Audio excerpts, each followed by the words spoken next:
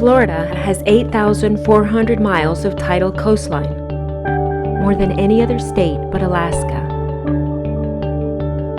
And while Florida is still a home to shorelines that appear lost in time, the pulse of the tides in Florida is everywhere, inseparable even from its urban landscapes. This is a place where the stories of people's lives are written by water.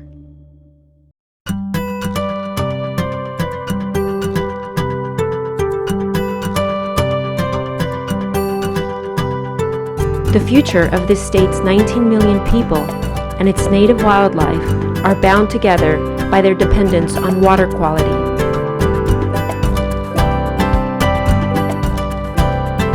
And the water, history, and saltwater culture of Florida all flow through the oyster.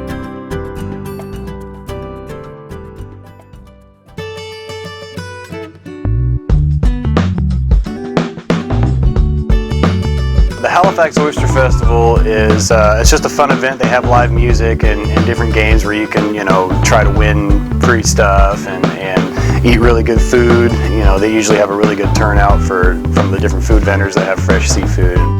Basically just an event to celebrate oysters, and the proceeds of the festival get donated towards oyster restoration in the our surrounding area.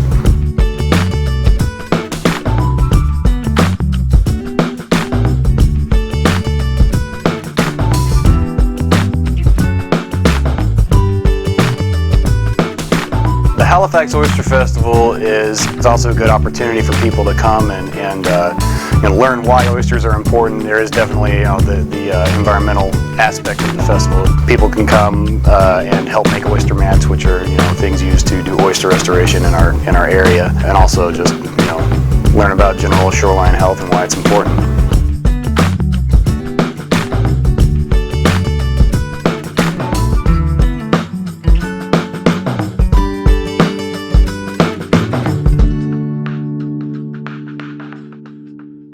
So basically with this project, we're trying to get people to move from a man-made structure on their shoreline to a living shoreline with native vegetation and organisms. People have been doing riprap along seawalls and planting spartina grass for years and years and years. But the oyster restoration methodology, particularly the mats, the mats were developed by Dr. Linda Walters at University of Central Florida.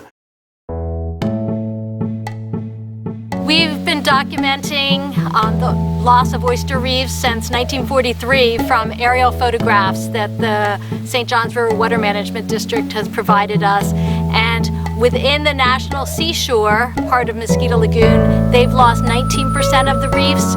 Within the entire Mosquito Lagoon, they've lost just about 10% of the reefs.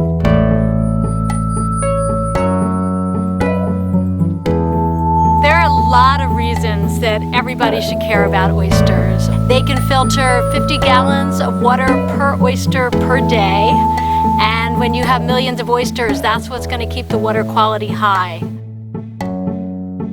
Oysters are a keystone species, and the keystone species are the most important species in the habitat. In the Indian River Lagoon, you're also going to have mangrove habitat, and salt marsh habitat is our other main keystone species. And by restoring oysters, you actually restore all of them. Since 2007, we started deploying the mats to restore the reefs. We've put out about 25,000 oyster mats on 50 different reefs. After about a year, the mats have so many oysters on them, they weigh 70 or 80 pounds each. One of the things we found very quickly after we started stabilizing the sediment bottom with our oyster mats is the seagrass started coming in.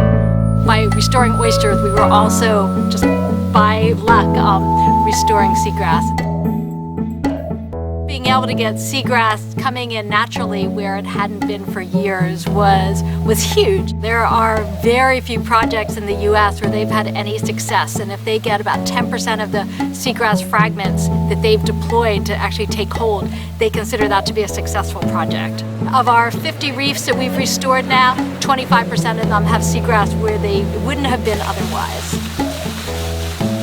although we developed the techniques, and that really is dependent on a lot of volunteer effort. I think there's 20,000 or 25,000 people that volunteered with helping make mats, drill holes in the shells, deploy mats. Well, the Marine Discovery Center is a nonprofit organization, and so we're highly reliant on volunteer work. With this project, I think we had about 500 plus volunteers, like different volunteers that helped out with the project.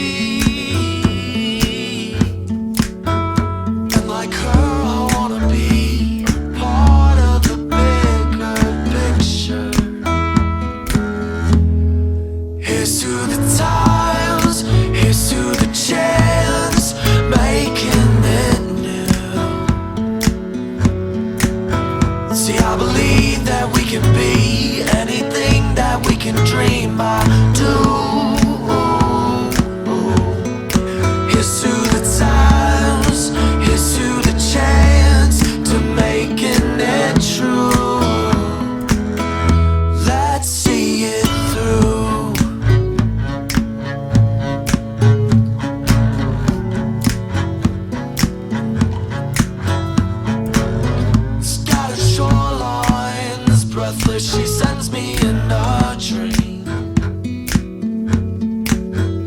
and we all become a part of a landscape in her it seems. And I'm happy like an oyster in its shell, far removed from everything. Together we can build a bed in which we sleep. Here's to the times, here's to the chance, making it new.